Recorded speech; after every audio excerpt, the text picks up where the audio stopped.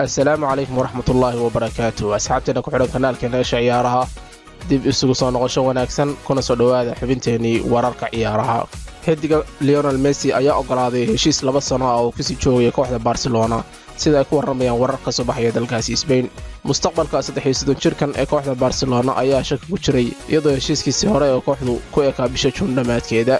Sida laga soo xiganayo jarrada Cadena Cope, ninka reer Argentine ayaa aqbalay inuu heshiis cusub la gaaro kooxda Blaugrana. Jarradan ayaa sidoo kale sheegtay in faahfaahinta heshiiska la isla meel dhigi doono, balse filashada la qabo ayaa ah in Messi uu sii dheerayn doono waayihiisa Barcelona ee 17 jirsaday, kaasi oo ku guuleystay 34 koob.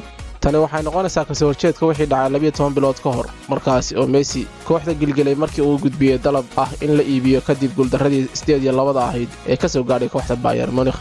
warkan ayaa aad u farax gelinaya saaxiibka Messi ee Sergio Aguero, kaasi oo kooxdu soo bandhigtay Isniintii. Aguero ayaa isna kooxda la gaadhay heshiis 2 sano ah kadib markii uu dhammaaday heshiiskii uu kula jiray kooxda Manchester City.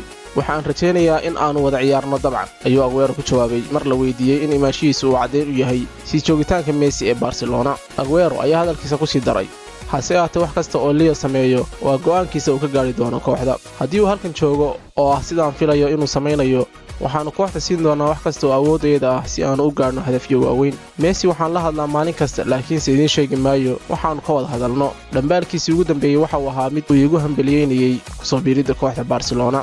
madaxweynaha Barcelona Juan Laporta ayaa sidoo kale xaqiijiyay in wadahadallada ay kula jiraan matalayaasha Messi ay horumar sameynayaan. wuxuu sidoo kale ku adkaystay in arrinka ka taagan heshiiska Messi aanu marnaba ahayn mid dhaqaale.